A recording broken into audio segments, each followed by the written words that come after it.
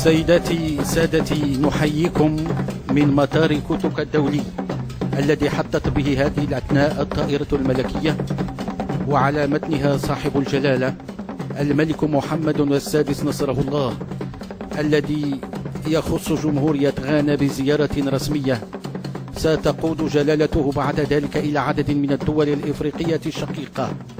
فيوما بعد يوم تعرف العلاقات المغربية الغانية زخما كبيرا تعززه الإمكانيات الهائلة التي يزخر بها البلدان، والإرادة المشتركة لمواصلة تطوير المبادلات بما يفتح آفاقا واسعة لتعزيز العلاقات الثنائية.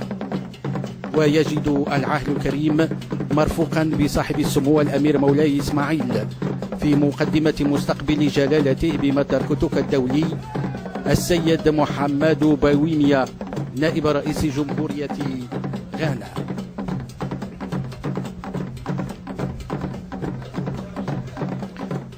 زيارة صاحب الجلالة إلى جمهورية غانا مناسبة جديدة لإبراز الطابع المتميز للعلاقات المغربية الإفريقية، وفرصة لتأكيد البعد والانتماء الإفريقي للمملكة الذي ظل جزءا لا يتجزأ من الهوية المغربية، وانشغال المغرب الدائم بتعميق العلاقات جنوب جنوب، وكذا التعزيز المتواصل للتعاون مع عدد من دول القارة في مختلف المجالات. ويتقدم للسلام على جلالة الملك السيدة هانة تيت وزيرة الشؤون الخارجية والتعاون والاندماج الإقليمي بجمهورية غانا، وعدد من سامي الشخصيات المدنية والعسكرية. كما يتقدم للسلام على العاهل الكريم سفير صاحب الجلالة بأكرا السيد حميد شبار وأعضاء البعثة الدبلوماسية المغربية. وفي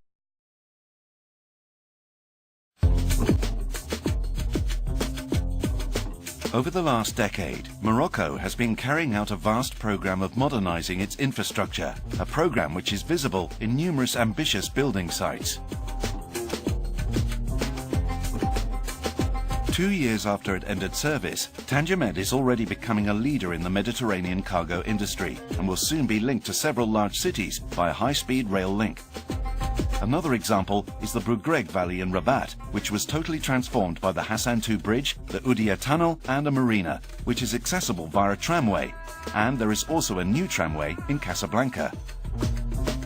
As to the national motorway network, in 2015 it will stretch for 1,800 kilometers, making indispensable economic connections within this great country. By building this modern infrastructure, Morocco is adding a new asset to its development and making its privileged geographical location even more competitive.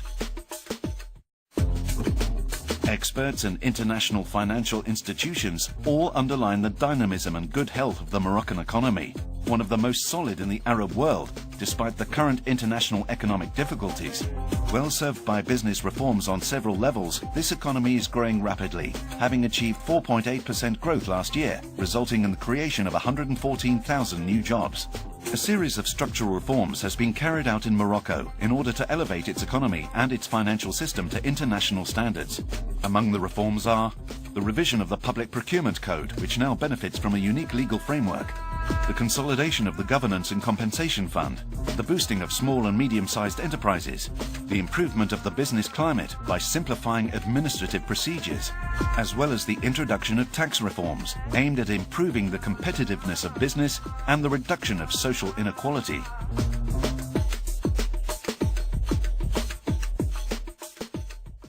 The Kingdom of Morocco has become an essential economic actor on the world stage. It received the most investment of any country in North Africa during 2013.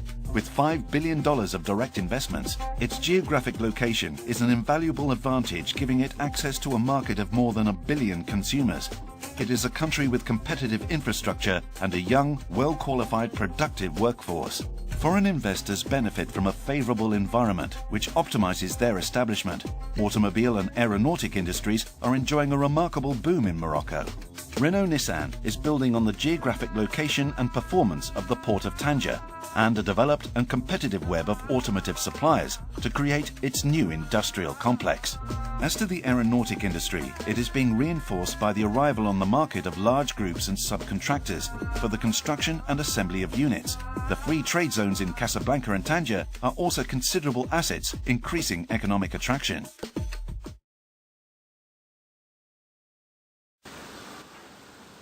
Popular as the location in Hollywood blockbusters Lawrence of Arabia and Gladiator, the site near the city of Ouarzazate in Morocco will now be known as the world's largest concentrated solar power plant.